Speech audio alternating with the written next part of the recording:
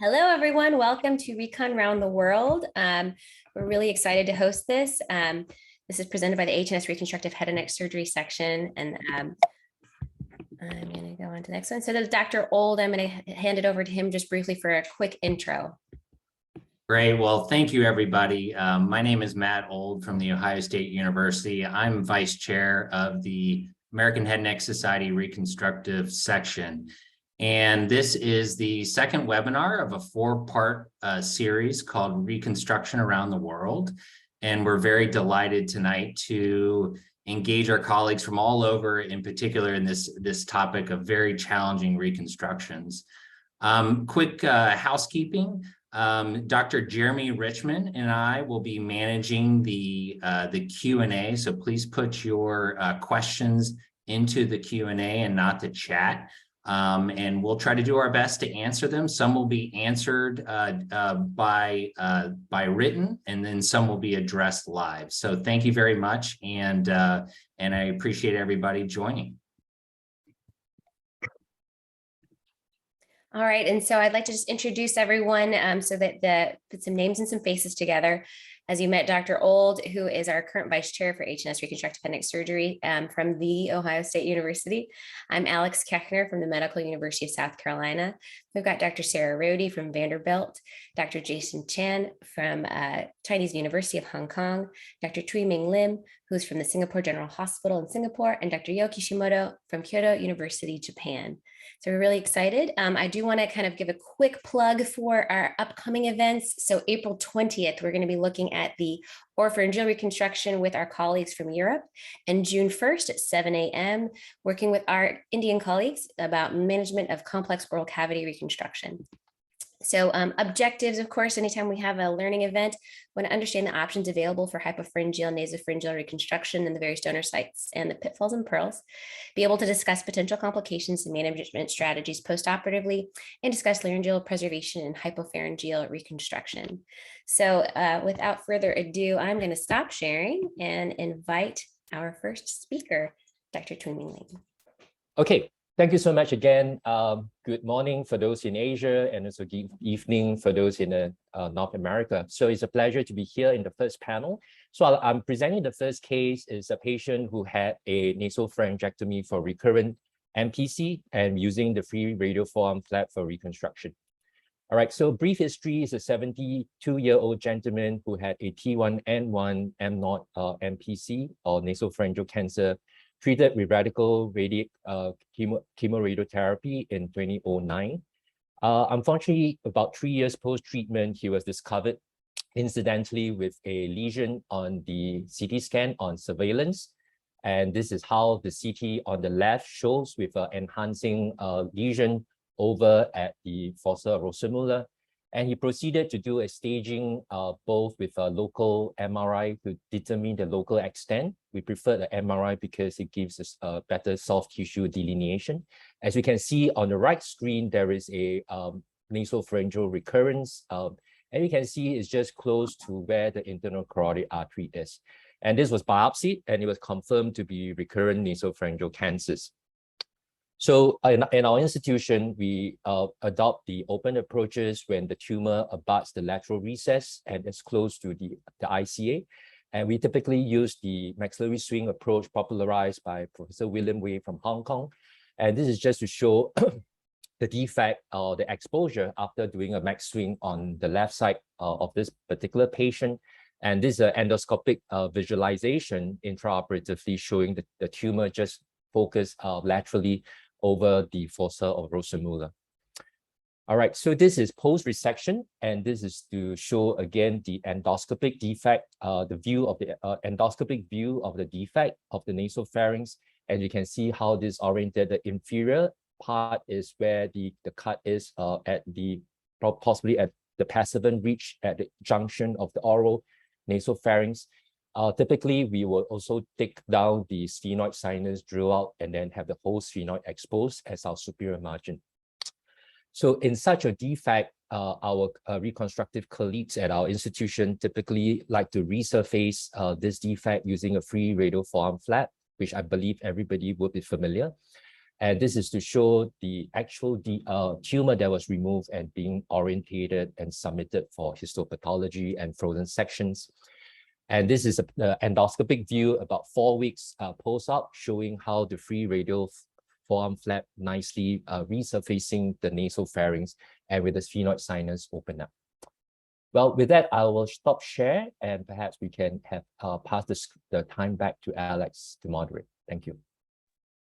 Excellent work. This is really interesting work and really interesting to see kind of the endoscopic view at the end. I think it's, we always forget to take pictures. We're like, oh, you're looking really, really good. So that's wonderful. I'd like to open up to the listeners out there. If you have any questions, I know I have some, but I'd love to hear from our audience if anyone has any questions coming up.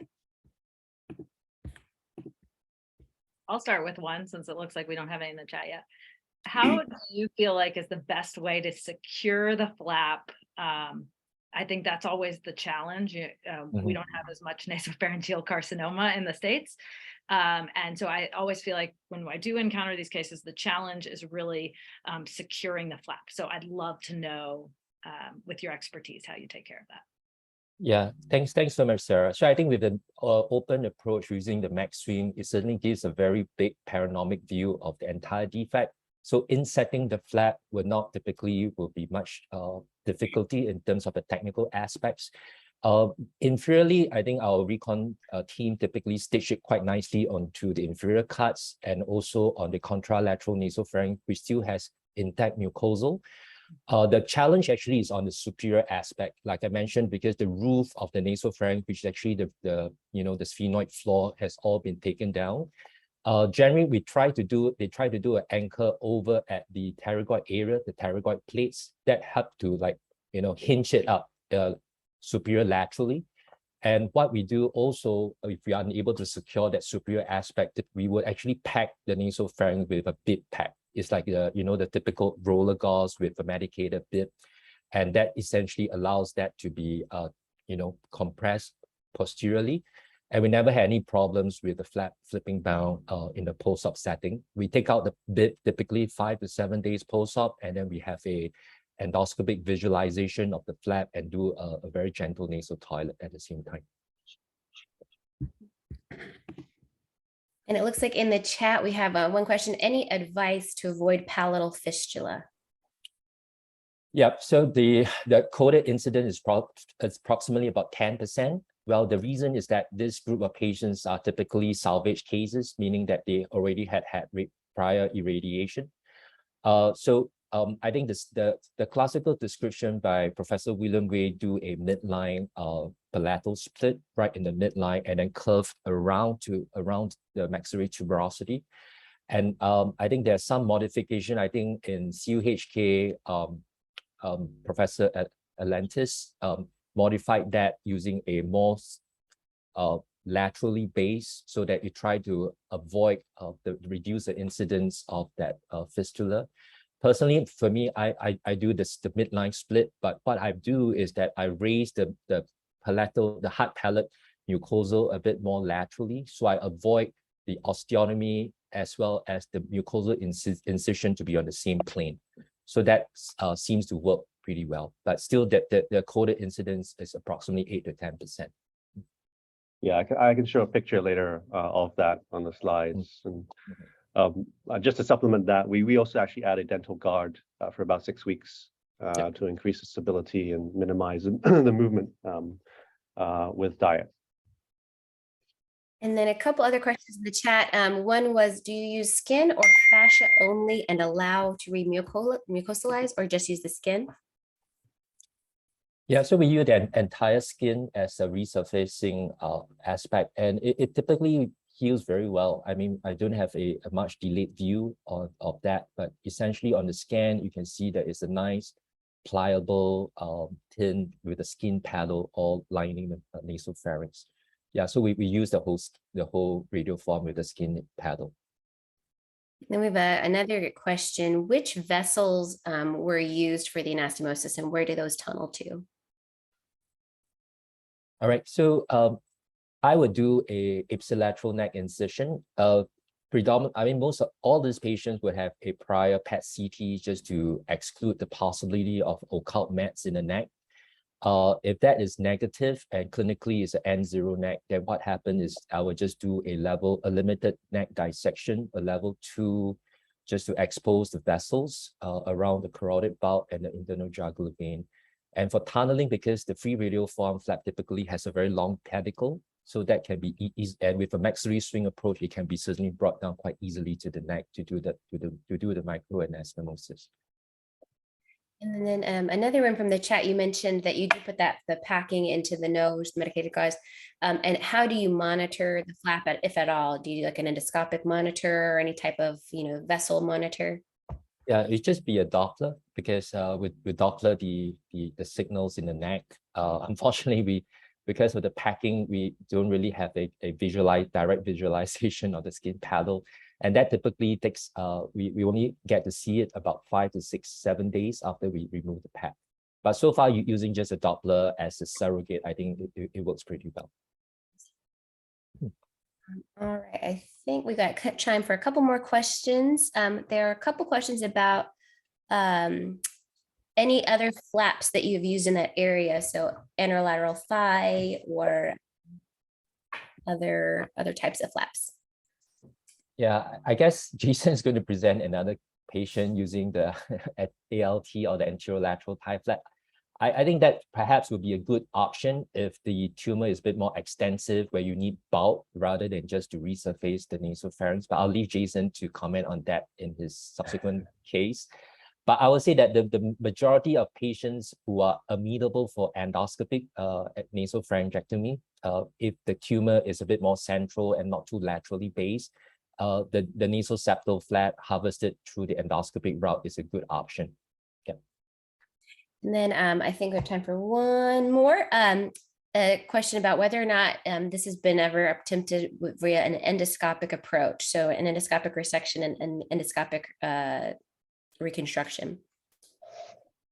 Sorry, Alex, I kind of missed your last question. Oh, sure. So any experience doing this all endoscopically and rather than using the maxillary swing?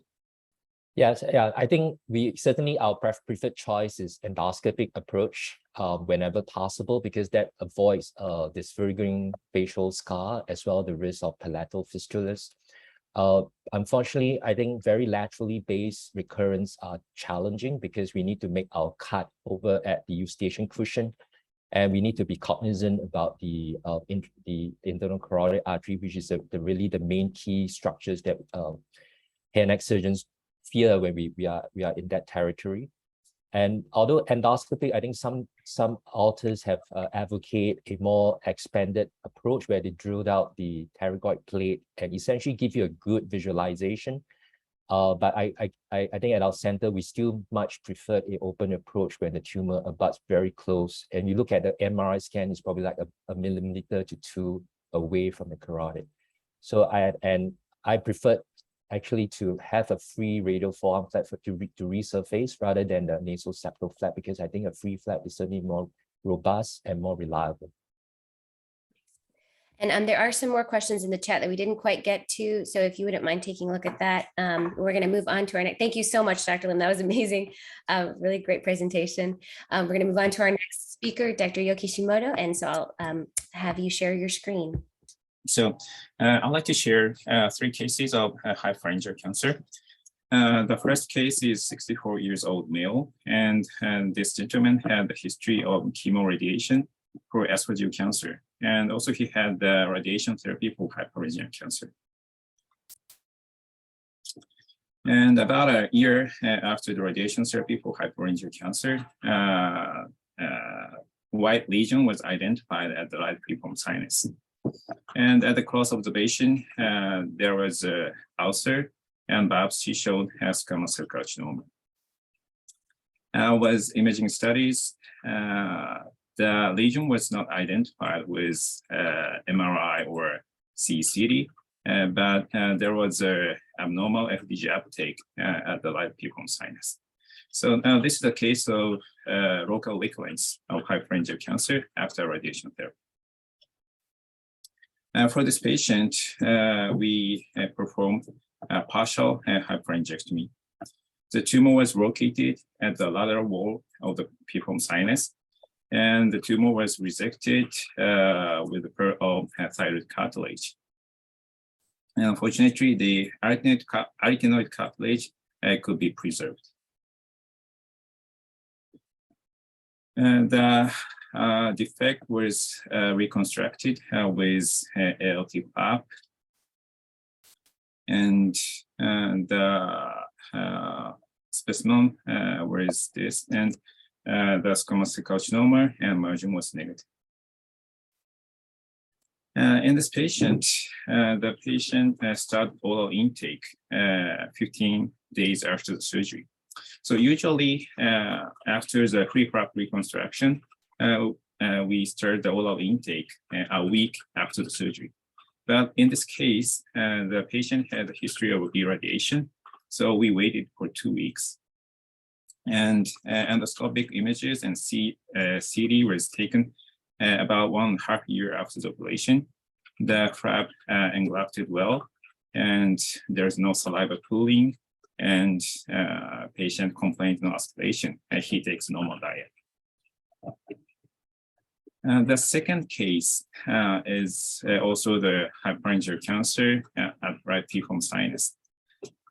This gentleman was 82 years old, and he had a history of oral cancer. As you can see, there was a tumor at the right piriform sinus, and biopsy showed squamous cell carcinoma. For this patient, we decided to try the partial hypopharyngectomy. And when we do the partial hypopharyngectomy, we usually evaluate the tumor extension intraoperatively. So after inserting the laryngoscope and after opening the hypopharynx, we evaluated tumor extension with NBI. And in this case, arytenoid seems to be intact. And the tumor was located at the lateral wall of the piriform sinus and didn't extend to the epiglottic fold. It extended to the apex of the piriform sinus, but didn't enter into the esophagus. And after evaluating the tumor extension with NBI, we tried subepithelial injection. When we injected the saline into the subepithelial layer, the lesion was lifted up easily. So it means that there is a chance to resect the tumor transorally. So eventually we performed a partial hypopharyngectomy as a transoral surgery. So previously, we in that kind of case, we needed the forearm flap reconstruction or ALT flap reconstruction. But recently, by evaluating the tumor extension intraoperatively and try the subepithelial injection, sometimes we can resect the lesion transorally like this. And the lesion was completely resected. And in this case, we didn't need a tracheostomy. And this patient started oral diet post-operative day 9. And there was a large mucosal defect, but epithelialization was completed in 1 month. And as you can see, there is a stricture or a saliva pooling at the right piriform sinus. The patient complained no aspiration, and he takes normal diet. The last case is 87 years old male, and he had a history of esophageal cancer. In this patient, the lesion was located at left piriform sinus, and it extended to the postcoracoid. And also he had the nodal metastasis. Also in this case, because he's almost 90 years old, so we saw that pre-flap reconstruction is too invasive for him. So we decided to try the PMMC, pedicle flap reconstruction in this case. Also in this case, we evaluated tumor extension using NBI. And as you can see, the tumor extended to the posterior wall. So after put the marks with about 10 millimeter margins, and after incising the mucosa, only thin strip of mucosa was left at the lateral wall of the piriform sinus. So only thin strip was left like this. The pharynx was reconstructed with PMMC prop. The PMMC was sutured to the pharyngeal mucosa and reconstructed. And we inserted the nasogastric tube. And the tumor was completely resected. And in this case, we started oral intake on POD9. And the prop engrafted well. And also there is a very narrow part in the pharynx, but functionally it works well. And a patient has no swallowing dysfunction and he takes normal diet. Okay, thank you very much. Excellent. So we've got some questions in the chat. One of them was for your margins, are you looking just for negative, or is there a certain size like 5 millimeters or 0.5 millimeters, that kind of thing? Regarding margin? So what size does your institution consider negative? In the yeah. I see. So with the pathologically, you mean? Yes. Yeah. So 5 millimeter. 5 millimeter. Yeah. And then with the NBI, is that kind of the standard of care for your institution, or does? Yeah. Yeah. So when we try the partial hypopharyngectomy, we always check the tumor extension with NBI. It's very helpful to evaluate the tumor extension precisely, and it's very good to secure the negative margins. Okay. And then one of the questions in the chat, in the salvage hypopharyngectomy where the larynx was left intact and the flap was added, how often do your patients swallow without a peg, and what do you do to improve swallowing function? So the first case, in the first case after radiation, so the basically after the radiation cases, we usually prefer total pharyngectomy, but in this case, patient was relatively young, early 60s, and he had a very good swallowing function even after the radiation therapy. And also in this case, we could preserve the arytenoid. So finally, so that maybe there is a chance of partial hypopharyngectomy. And then we have a couple more questions. For the first case, if you were unable to preserve the ipsilateral arytenoid, would you have done a different surgery? And I think you kind of answered that actually. Yeah. And then I had one other question on here. So with regards to the consent process, when you are talking to patients about this and say, we're going to try and preserve this, do you go ahead and consent for the full laryngopharyngectomy as well? Yeah. So when we talk to the patient, we usually explain both possibilities. And if we evaluate the tumor extension intraoperatively, and if we think that it is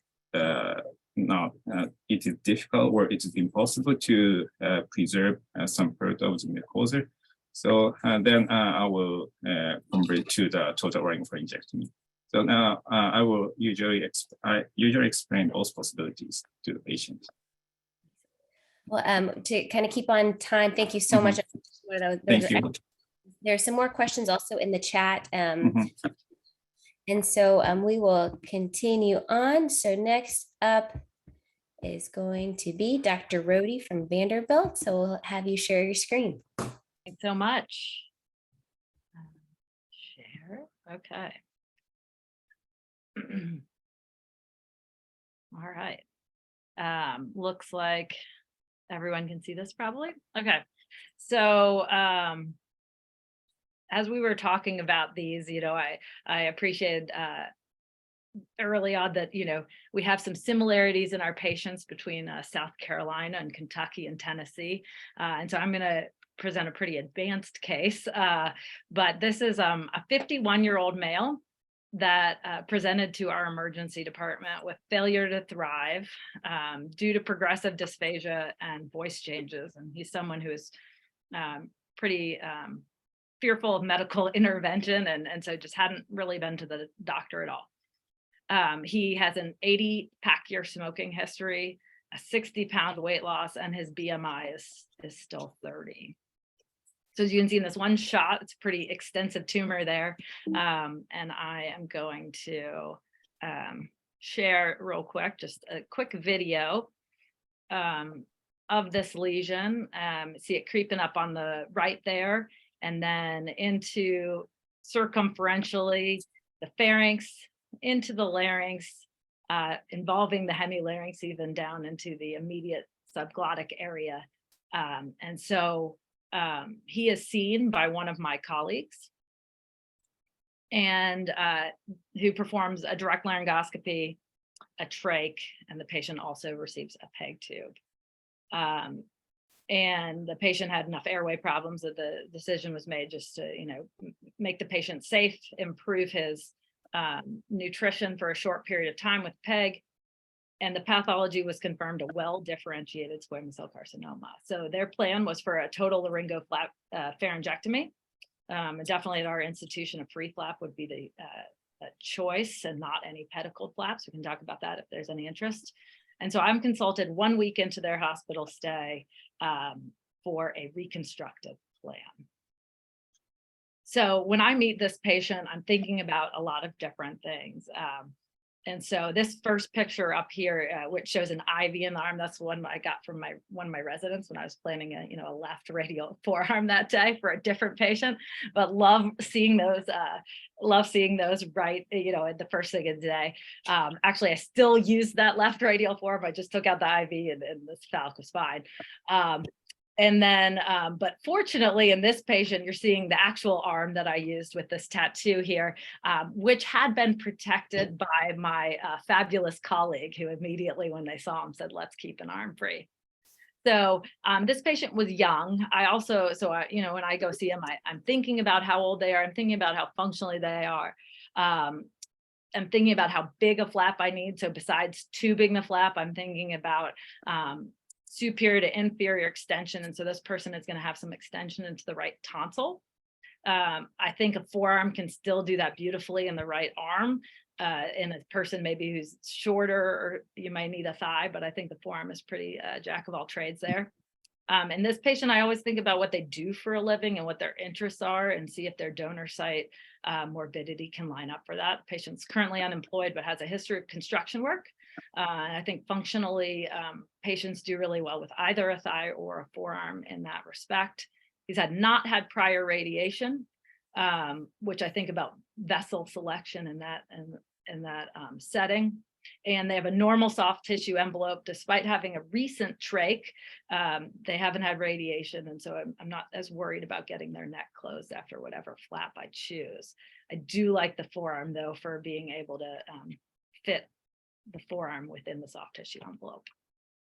So I put this picture here. I used to tell my residents that you have to consider you can't tube a phone book. And so we don't make phone books anymore. So this is the CPT code book, which is just about as thick as a phone book. And then versus here, a nice journal, the ENT bulletin there. So But when I think about when I feel someone's leg and I want this closure to be under very little amount of tension. And so I'm thinking about what is going to sit nicely in that tube and just rest really comfortably so that there is not tension and those stitches don't want to break apart when they're challenged. So this patient here is a total laryngopharyngectomy defect. You can see it was very nice, similar to seen earlier. And here's my back table setup. I always put the flap on a back table to flush and clean the vessels. And we have just a nice radial forearm there, which I think works very well. I typically orient my flaps from superior to inferior. I think I see leaks coming most superiorly. So I try to keep my vessels low and swing them out to a lateral neck. And so here I have two different pictures. On the left, we have a radial forearm, and on the right, we have a thigh. They don't look much different in these patients. So in the right patient, I think a thigh tubes beautifully. So I think each is a great option. I also show one with a salivary bypass tube and one without.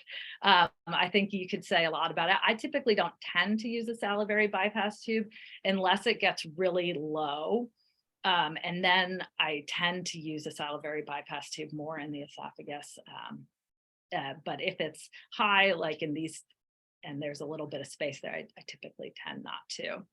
I'm okay with using a Dobhoff tube. Both of these patients have pegs because you don't see a Dobhoff tube in there. But I think these patients, for the most part, are going to swallow really great and they're going to swallow soon. So I like to put Dobhoff tubes in and kind of lean on them in about a week to start swallowing. We talked also about Doppler. How do you manage these flaps? I have some partners who like to put an implantable Doppler in. I think that's a great option. I didn't train in the days of implantable Dopplers, so I got really used to just using a surface Doppler. And that's what I prefer to use. And I think I don't use a monitoring flap either, or a monitoring paddle, although I think those are also very excellent options for these patients. And we'll hear from the group what they think. And so here is just that thigh with, it's about to be completely sewn in. You can see it's tubing very nicely without a lot of tension on the tube. And you can see that the soft tissue envelope is going to fit down nicely over. And then we talked a little bit, I'm just going to say this, sometimes you get surprised. And when you get in there, the DL is not exactly like you expect, and you end up with a strip in the back. For my mind, when I am considering these patients, I think anything that I've chosen to tube in those patients or anything that I'm preparing to make a patch versus a tube, I like to be prepared for either. And in the workflow at my institution, I typically will have another room running while the ablation is going on. And during that time, I will have already chosen my donor site and will have prepped it in. And I'll typically then raise the flap in between cases in that other room. And so I like to just raise a really large flap no matter what's going on, and then have the option to trim it down to fit whatever defect I need, so that if I do have this great strip left, then I still have a flap that I think is great. Or if it ends up being a total pharyngectomy, I'm really happy to just go ahead and tube that flap. And sometimes I think even when our best, most skilled ablative surgeons, we can see that this tumor had on the right here had a significant amount of exophytic. So when we actually got in there to make the cuts, we found that there was just some tumor overlaying, but the mucosa under it actually looked great. So that was great for this patient. And I do think they have a better swallowing outcome when you do have a posterior strip. I will almost use any posterior strip that I'm left, as long as I can get 2 sets of suture in the back. I do like the fact that there's just a little bit of moisture back there and you don't get that direct tube. And so here's, I just laughed when I found this patient, because our nurses do wonderful handoffs and take pictures of the flaps. But of course, this is a buried flap. So when I looked in the chart, this was the picture of the flap. And so you can see this nice neck with short neck. And so afterwards, you can see you can see a dark stitch there, silk stitch that I have as my surface monitoring. And then because he does have a lot of upper flap bulk and swelling, we have a laryngectomy tube there. I use a laryngectomy tube when necessary. Other times I kind of like to let them lay for a couple days. I try not to put circumferential ties because of the free flap, but when necessary, I'm okay with a loose circumferential care. I don't choose to do primary TEPs. Occasionally I will. My speech pathologists prefer that we put them in at a later date because of healing challenges sometimes and getting a nice straight tract for them to be able to change that. And I typically tell my patients if they're going to have a tubed free flap that their voice will be worse with a TEP. I do have patients with TEPs with total laryngopharyngectomies and tube free flaps, but I just think after usually these patients have had radiation, that neopharynx just does not vibrate in the same way that if we have a posterior pharyngeal wall strip or no radiation. And so that is a consideration in talking to these folks. And then I don't really have a different time to PO, depending on whether we have a total pharyngectomy or a partial pharyngectomy. I try to let my patients swallow pretty early. And although I tell my fellows all the time that you don't get a prize for letting people swallow early. So if you have concerns about a leak, I'll wait, or in post-radiation settings, I will have them wait. And I do counsel them about diet expectations. So if we're thinking a total laryngopharyngectomy, I typically don't counsel anyone that they're going to get back to a regular diet. I think it's going to be some sort of modified diet, including a lot of liquid. And in those patients, I am more likely to put in a PEG tube. With a non-total laryngopharyngectomy, I'm almost always lean towards a top hop tube. But I have lots of patients who have great lives after the surgery, and I think it can be actually really fulfilling to, in some ways, help these patients restore their function, even though we think about so much about taking it away, but helping them breathe as well and get over the failure to thrive. So thanks so much. Happy to take any questions. All right. Thank you, Dr. Rohde. That was excellent. So yeah, that's about the patient population that I am used to. So a little bit different. Oftentimes younger, but somehow less healthy. So a couple questions from the chat. Post-op anticoagulation protocol used after free flap. Oh, all right. Yes, we do a full aspirin. Actually, we are currently examining whether we are going to continue that. But at this current, we do a full aspirin 365. Yeah, 360. Yeah. What do you guys do? We're 81 and then PLOV or prophylactic Lovenox. We also use, yeah. And we're considering moving to that, Alex. I think that is probably more up to date with current literature, but sometimes, as we all know, it's hard to make changes. Yes. Well, it's funny because a lot of my patients just come in already on 81. So I'm like, let's keep it. I think for us, it's very different. So we don't ever use DVD prophylaxis. We don't even use that. We rarely get PEs here, and we don't use anticoagulation on a regular basis for our free flap patients either. I don't know if Qiming has the same protocol as well, but it's very, very different here. Yes, right. Yes, just chime into Jason. Same, we don't routinely start patient on anticoagulation either for free flap or for DVD prophylaxis. We try to ambulate them as soon as possible, even on the first POD. Yeah, but we do have indications for anticoagulation for other medical reasons. Mm-hmm. And then mobilization wise, you were mentioning post-op day one. Where do you normally have your free flaps go post-operatively? So do they go to a floor unit, an intensive care unit, or a step-down unit? Ours go to a floor, but it is a monitored floor, so it could be considered similar to a step-down unit. And we do Q4-hour flap checks. And the other panelists as well? I was going to the floor as well. The nurses do Q1 hour flap checks for the first 24 hours, but it's just a regular floor. Same floor unit. Yep. That's the same in Japan. And then how do you manage neck skin defects in the cases where it's too tight to close? So for instance, let's say if it's an ALT or even if just the skin has to come because of the large fungating lesion. Yeah, I think, those are, those can be challenging cases. Sometimes if it's, sometimes I will go old school if there is if it's not a tubed defect, and I will use a pectoralis flap for reconstruction and skin graft the muscle, which I think works great. For patients, like you could use a lat if they had a skinny enough back, and tube a lat and skin graft the muscle. Or if ALT, I'll harvest a bunch of vastus and skin graft the vastus. I don't know if anybody else has any thoughts. I love the muscle hug on the ALT. That's my we call it the meat cravat. And then so with regards to the salivary bypass tube, if you do use it, how long do you leave it in? Yeah, so typically I will take those out in the office.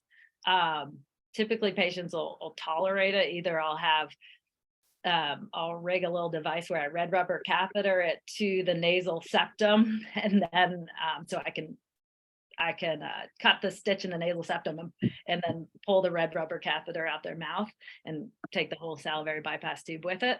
And so I'll typically take it out at the first post-op visit in the office when I think their neck is healed, when I'm sure that I think their neck is healed. So that's typically about maybe 5 days in the hospital and a week at home, somewhere in that respect.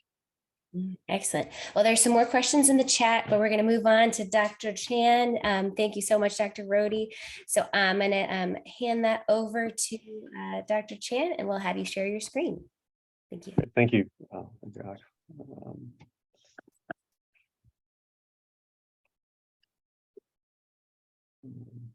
Can you see my screen now? Yes. Okay. Oops, sorry. Let's try that again.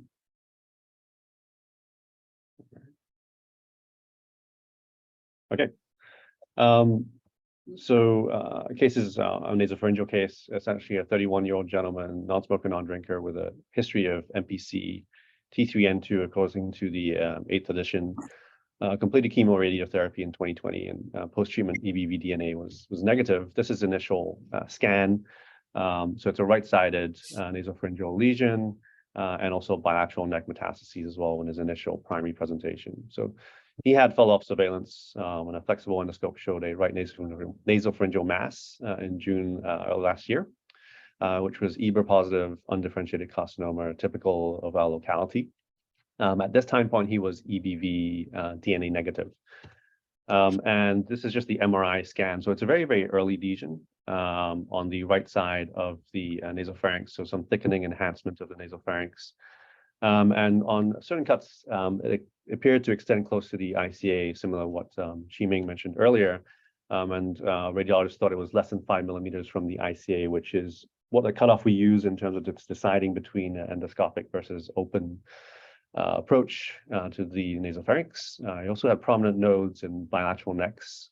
So I had a PET CT, again, similar finding in the nasopharynx, and some uptake borderline in the upper parts of the neck. So we did an ultrasound, and the right neck node was positive for NPC. So he had a local regional recurrence of NPC in this case. So we did a right maxillary swing approach, modified radical neck dissection of the right neck, and a vas lateralis muscle only free flap with a tracheostomy. So this was the incision for the maxillary swing, and also we did a McPhee for the neck. And this was the initial maxillectomy cuts, maxillary swing cuts over the face. This is the palatal incision. So we typically do a more lateral mucosal incision, whereas the bony cut, the palatal bony cut will be more medial. So there's no overlap between the bone and the mucosa ideally. And we also add a dental plate at the end of the procedure to kind of minimize one trauma to the mucosa and minimize movement of the bony reconstruction union. So this was the appearance. It's still a tight hole, I think, with the maxillary swing approach to the nasopharynx. It's still small in that regards. And this is the resection that we did for the nasopharynx. And we actually, in this case, we approached the ICA from the neck. So we were able to protect the ICA through the neck into the nasopharynx, which we could see. And this is the vastus lateralis flap that we did. This is the closure. So we have a nasopharyngeal airway in the opposite nostril with a enteroflex or a Doppler tube that we use. And here's a picture about a week and a half afterwards on the right side of the nasal cavity, nasopharynx, with the choanal stenosis and granulation of the muscle-only flap. So final path was a clear margin. It's close, steep, 1.7 millimeters. Typically, in these cases, we will not re-irradiate with this margin because of morbidity associated with that. There's one node positive without E&E. He's now on a full oral diet. There was no palatal fistula, and the flap is viable on the nasopharynx with complete stenosis of the choana, and the left side is patent. So maybe I guess I'll stop after that first case and see if we have time for that second case. All right. Any questions about that first case? That was really fantastic. I like that technique a lot. Although it looks like Dr. Richmond had a question about the incision design. Is he giving me a hard time now? Oh, just a little bit. It's not too bad. Not too bad. For your for that first case, do you leave them intubated post-op or use a tracheostomy? We typically do a tracheostomy postoperatively. A lot of these patients already have dysphagia to begin with, and so we do typically a tracheostomy. For endoscopic nasopharyngectomies, we don't typically do a tracheostomy.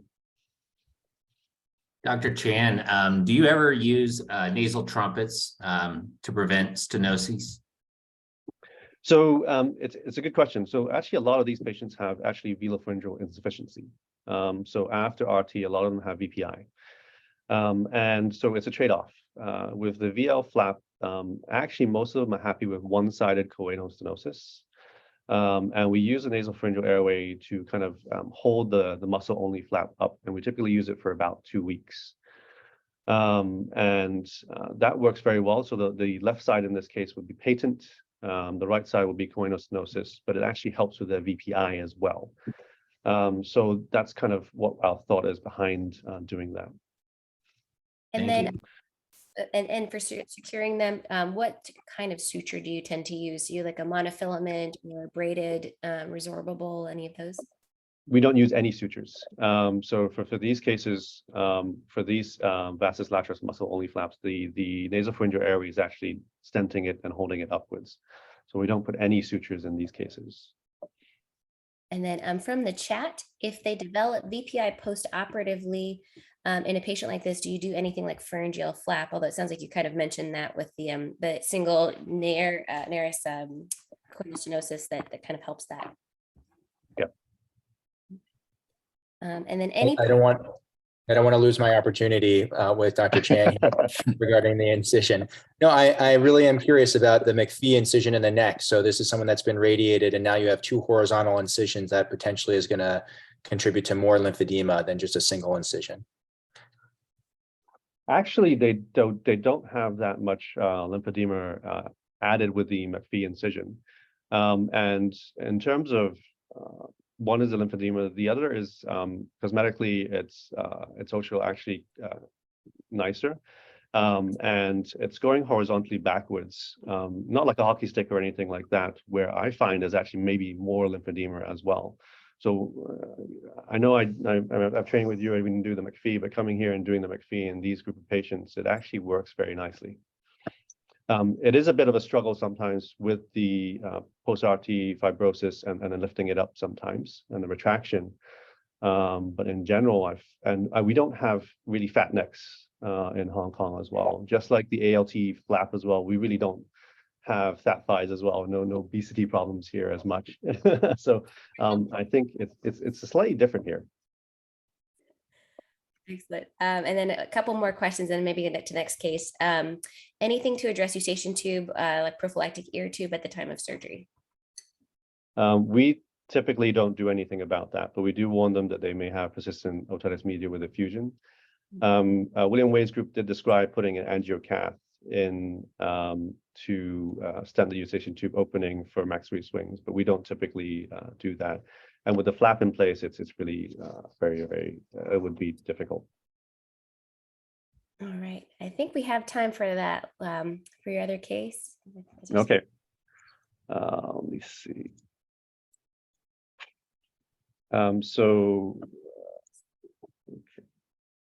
So the last one is a hypopharyngeal case. So just quickly through it, as a 45-year-old gentleman, heavy drinker, Korean liquor, 2 bottles a day, non-smoker, presented with airway obstruction requiring emergent tracheostomy, direct laryngoscopy, and biopsy. So an extensive hypopharyngeal tumor on direct laryngoscopy. Path was SCC. So you can see kind of here on a CT, an extensive lesion of the hypopharynx, posterior pharyngeal wall, extending up towards the tonsil area. A PET CT again showed an extensive lesion with regional metastases as well. We typically will do narrowband imaging here as well with OGD. And so we examined with our endoscopists, GI endoscopists, and they basically found the hypopharyngeal SCC, but they also showed that extended from the tonsil down to cricopharyngeus, and extensive areas of dysplasia ranging from low to severe dysplasia, or mild to severe dysplasia in the esophagus from 22 to 44 centimeters from the incisor. So the decision was made for a total laryngopharyngeal esophagectomy.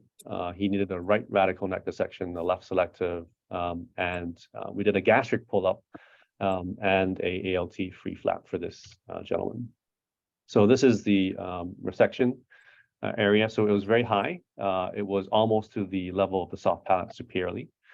And inferiorly, the margin was clear. We did the esophagectomy. Here is the tumor. You can see we extended onto the tongue base, up in the tonsil as well.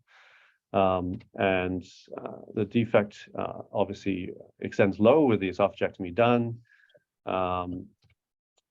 This is the ALT flap. So we sutured it high up, and this is inferiorly. You can just see the stomach behind the laryngoflex endotracheal tube there, which you connected to the inferior aspect of the ALT. And this is the fascial coverage of the ALT flap, and you can see the connection to the stomach just below. And so he's still, this is kind of a recent case, early post-op. He's been on tube feeds via via jejunostomy tube feeds. So that was a quick run through of that case. Excellent. So we have a little bit of extra time for more questions. I do have one that is mainly my female patients. So when I was in Kentucky, we had a really large number of women with laryngeal cancer, hypopharyngeal cancers, that they would have a lot of reflux, even with continuous tube feeds. Really just it ended up having to do a lot of conversions to J tubes. And I was wondering if that were other people's experiences. I know that this guy, in that case, he had an esophageal, or gastric pull-up, so had to have a duodenal feeding access, but just curious if anyone else has run into that. So you mean reflux after a gastric pull-up or No, just like a standard laryngopharyngectomy. I don't notice too many of mine having problems with reflux in our institution in that regard. Maybe too many Big Macs in our tube feeds here.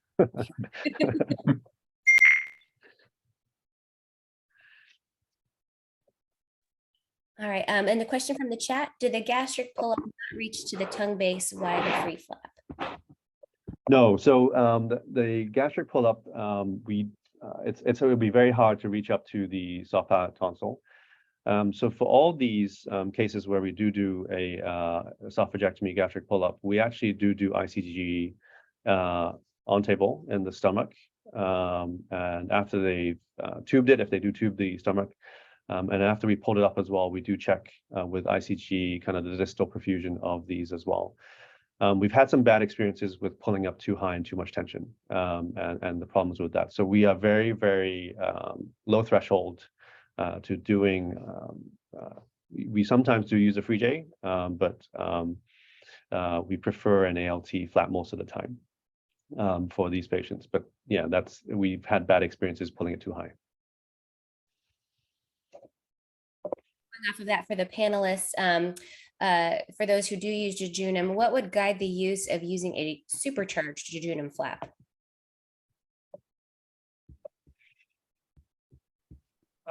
I don't have enough experience, as I'd say, to comment on a supercharged free J. I mean, still mostly we'd use a ALT flap.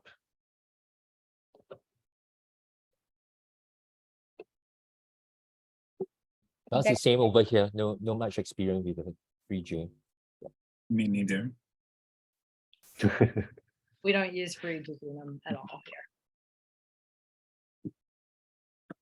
Let's see. All right.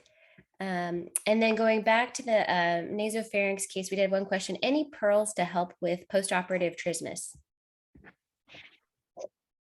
Yeah, that is a very, very tough, tough one. I mean, immediately post-op, we don't want to affect the stability of the maxillary swing. So I would not quickly start trismus exercises in those cases. We do tend to start it probably about 4 to 6 weeks afterwards, I would say. But really, I don't have, I mean, we do the traditional trismus exercises, nothing special, and not offering reoperative or coronidectomy, anything like that. And then for the panelists, any, I guess, you know, here I've heard a lot of people who have sort of their free flap voodoo, meaning the things that they do from superstition, not necessarily data. And I'm just curious to hear if you guys have, like, for instance, when I do a free flap, I wear pearl earrings. It's just a weird, you picked up, has no data except for when it. So just wondering if any of you have something. I don't have a voodooism in terms of what I do for a free flap or monitor when I have a free flap day, working with the free flaps. I think the only thing, no, I don't.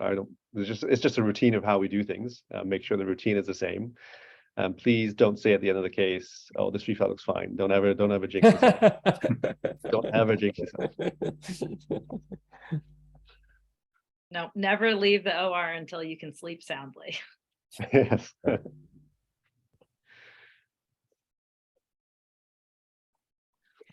Dr. Lim or Dr. Kishimoto, anything that you have for your flap days that you like to do? Not No. exactly. I think No. among the Chinese, we sometimes avoid buns, the Chinese buns, because it is like if you're on call, and that's how, I mean, like voodooism, you know, right? So, but I share the same comment as Jason.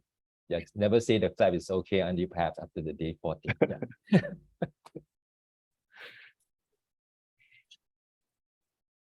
Yeah, I heard of someone that said they always have to wear a certain pair of socks, but I wonder how many flaps they're doing in a week. Those socks never get. Excellent. Excellent. Oh, I've got one more question in the chat. Would a neoadjuvant immunotherapy with a total pharyngectomy chemo reduce the extensive resection? I think that might be that sounds like its own webinar right there, huh?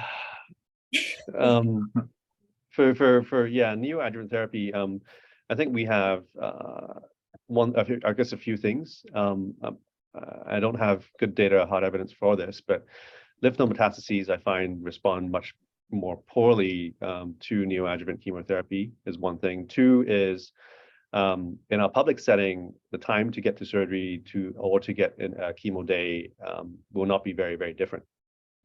And so there really is probably an even longer delay with the chemo. And in this gentleman with such extensive disease with regional metastases, probably he would need triple modality therapy.